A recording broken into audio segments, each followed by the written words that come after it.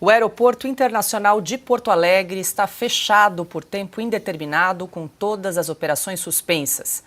Em imagens que circulam nas redes sociais, é possível ver o saguão do aeroporto Salgado Filho totalmente alagado. A Fraport, administradora do aeroporto, divulgou uma nota em que coloca o dia 30 deste mês como data final da suspensão das operações. Piotr, situação dramática, Aeroporto Internacional Salgado Filho, então, em Porto Alegre, fechado, sem data e sem previsão para retorno. Eles estipularam aí dia 30 de maio como data possível, mas estão receosos até porque há novos alertas de temporais aí para os próximos dias no estado do Rio Grande do Sul. E aí nós temos um impacto, para se ter uma ideia de como que o Estado precisa responder, o Estado, eu estou falando os órgãos públicos, né? E decisões daquelas figuras, aquelas pessoas que você viu há pouco lá. O governador do Rio Grande do Sul, o presidente da República, os presidentes da Câmara e do Senado. Também, obviamente, vai entrar provavelmente o Supremo Tribunal Federal nessa história, porque há uma questão de liberação de recursos, e isso pode ter uma burocracia que pode ser entendida como ilegal em algum momento, então precisa também fazer uma concessão em relação a isso. Mas, de novo, com absoluto rigor no trato, seja com as doações que as pessoas físicas, os brasileiros estão fazendo, seja com dinheiro que vai sair do governo, seja dinheiro do pagador de imposto, né? O que o cidadão do Rio Grande do Sul não precisa nessa hora é desvio de dinheiro. É má utilização do dinheiro, seja de doações ou que venha do governo federal nesse processo de reconstrução. Quando a gente olha para o aeroporto é só a ponta final do que hoje se transformou um caos, por exemplo, na forma como o Rio Grande do Sul hoje precisa escoar a produção do que já colheu. Nós temos problemas, sim, em algumas áreas em que você, por exemplo, perdeu a produção, mas parte da safra, por exemplo, já tinha sido colhida lá em março, abril e agora no comecinho de maio. Essa safra não pode ser escoada porque as estradas estão nessa situação que nós mostramos e também o aeroporto. Há produtos que são tão perecíveis e produtos às vezes muito especiais que vão por avião. O aeroporto está fechado nesse momento, o aeroporto de Porto Alegre. Você vai ter que recorrer a outras alternativas. E daí a gente está vendo a premência, a necessidade, a urgência de se resolver questões rapidamente. Claro que a primeira coisa é a vida. A primeira coisa são as vidas das pessoas. É a recuperação de pessoas, né, que estão desaparecidas ou a tentativa de encontrá-las. Tudo isso. Mas, paralelamente a isso, a gente sabe que é possível, é preciso também pensar na reativação da economia local, primeiramente para o bem dos gaúchos que estão lá. O aeroporto fechado, obviamente, nós temos vários negócios aí, pessoas que não vão ter renda por muito tempo.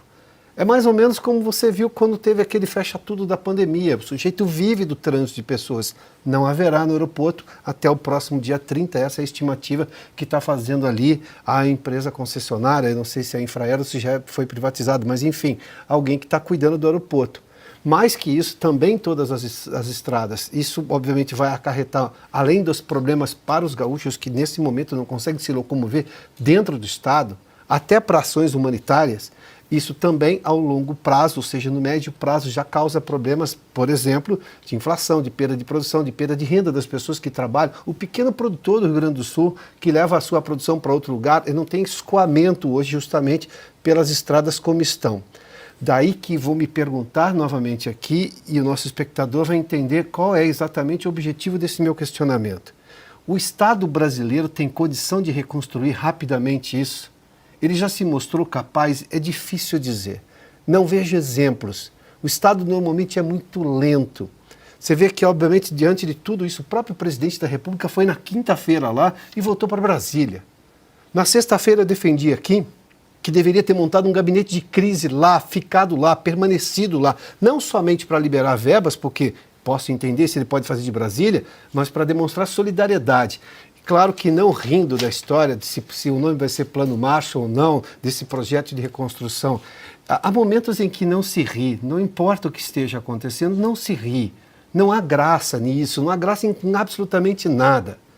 Daí que, sob Lula, o governo federal terá a capacidade de fazer tudo o que depende dele para reconstruir o Estado do Rio Grande do Sul. O próprio governo do Estado, citando novamente a história da ponte de Nova Roma do Sul, Vai ser rápido, vai ser eficiente. Os gaúchos já mostraram que foram capazes. As populações ali das cidades do Rio Grande do Sul já mostraram que foram capazes. Então, é preciso talvez inovar nesse projeto de reconstrução. Tem muita gente capaz, muita gente disposta e muita gente criativa. Porque eu não sei se o Estado brasileiro consegue fazer tudo isso de uma vez só. Antes de jogar para o Paulo, vamos a mais uma parcial aqui na nossa tela de doações. Nesse momento, R$ 403.411,41. Agradeço a cada doação, você que está nos acompanhando aqui em Oeste Sem Filtro. Só fazer um esclarecimento, a produção aqui me alertou. Para você utilizar esse QR Code que está aparecendo aqui na tela, você precisa abrir o aplicativo do seu banco e aí sim apontar a câmera do seu celular para fazer a leitura desse QR Code que nós estamos exibindo aqui na tela nesse momento para fazer a doação via QR Code. Ou então você pode usar também essa chave Pix que está aparecendo aqui na nossa tarja, na nossa tela, apoio-rs@revistaoeste.com. Lembrando que a Revista Oeste, então, está concentrando o recebimento dessas doações e nós faremos, então, a destinação deste valor a algumas instituições de caridade, instituições essa que não tem nenhuma vinculação com o partido político, nem com o governo federal, nem com o governo estadual, nem também municipal. E todo dia, então, a gente vai aqui prestar contas à nossa audiência, tanto em relação aos valores quanto em relação às instituições que nós destinaremos esse valor aí arrecadado todos os dias. Paulo, quero ouvi-lo, nós trouxemos a informação aí do fechamento do Aeroporto Internacional de Porto Alegre, né? Salgado Filho, como bem disse o Piotto, vidas humanas são insubstituíveis, já são aí mais de 83 pessoas mortas aí no estado do Rio Grande do Sul e claro que toda essa forte chuva impacta em vários setores da economia. Nós estamos trazendo aqui todos os desdobramentos dessa tragédia no estado. Não tem como não tem como ser diferente, né? Uma tragédia nesse nível, ela destruiu a economia do Rio Grande do Sul.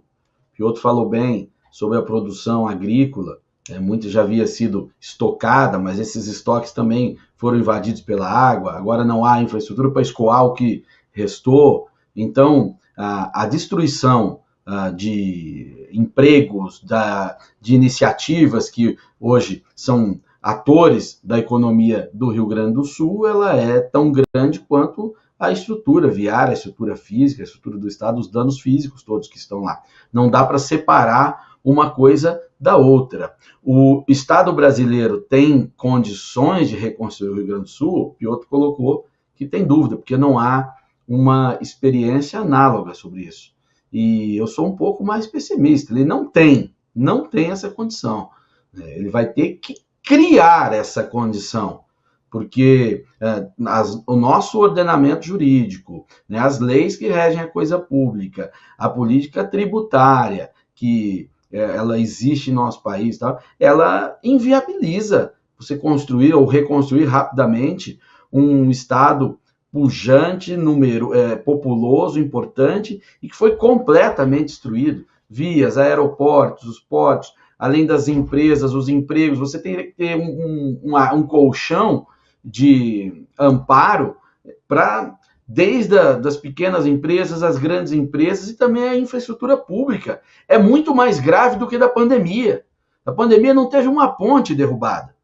Fizeram o fecha tudo e aí teve que se desenhar um programa para manter as empresas vivas dentro do possível para poder manter os empregos. Né, ou pelo menos reduzir o impacto dos empregos, que mesmo assim foi muito grande. Agora não, além disso tudo, porque ninguém tem condição de trabalhar, é claro que é por um período mais curto, mas aí não é por uma determinação de fechar uma empresa, é porque a água veio e destruiu data center, destruiu equipamentos, maquinário, a infraestrutura, imagina a situação de fibra ótica, cabos elétricos e tal, não tem mais nada aí. É pior do que um bombardeio, que a água entra onde bombas não entram. Então, é muito sério. Né? O Congresso vai ter que desenhar uma situação, talvez a saída, assim, para ser rápido, é transformar o Rio Grande do Sul numa imensa zona franca por 5 anos, não sei quanto tempo, para fomentar a indústria mesmo, a economia mesmo, tá? Porque é do zero, não tem mais nada lá, nessas áreas atingidas, né? Além do que a área não atingida, ela também trabalha em consonância com a área atingida. E essa área atingida foi destruída, então ela acaba se tornando um estado inviável. Então a política vai ter que ser agressiva. E a que sai mais barata é desonerar o máximo possível. Talvez essa é a saída. Transformar o Rio Grande numa zona franca. Por um tempo, por 5 anos, por 10 anos, eu não sei quando. Eu estou aqui falando de forma leiga. Isso é preciso ser estudado e rapidamente. Além de adequações para a legislação no que se refere a obras públicas. Mesmo o regime emergencial não é adequado, ele é lento. E o Rio Grande do Sul está aí. É recomeçar do zero praticamente, ou ainda pior, né? Com o trauma de quem já teve e perdeu. Então, vai ter que ousar. O Estado brasileiro vai ter que sair da sua zona de conforto e incompetência para poder devolver algo ao Rio Grande do Sul com a velocidade que o povo do Rio Grande precisa e merece. Bom, agora 18 horas 32 minutos, estamos com mais de 96 mil telas nesse momento acompanhando o Oeste Sem Filtro, além das rádios, web rádios e TVs que também transmitem o nosso programa. Quero reforçar a nossa campanha de doação aqui à população do estado do Rio Grande do Sul, através da nossa chave Pix, apoiors@revistaoeste.com, e também do nosso QR Code aqui aparecendo na tela. Você pode abrir o aplicativo do seu banco, apontar a câmera do seu celular, então, para esse QR Code para poder fazer a doação. Já chegamos a 500, passamos dos 500 mil, 502.436 reais nesse momento. Peço que você também compartilhe nas suas redes sociais, grupos de WhatsApp, essa campanha aqui de doação que a Revista Oeste está fazendo. Iniciamos aí a partir de hoje. E, gente, qualquer valor importa. Qualquer valor, 5, 10 reais, tenho certeza que juntando esforços, a União vai fazer a diferença neste momento para a população do Rio Grande do Sul. A gente conta com o seu apoio, conta com a sua ajuda.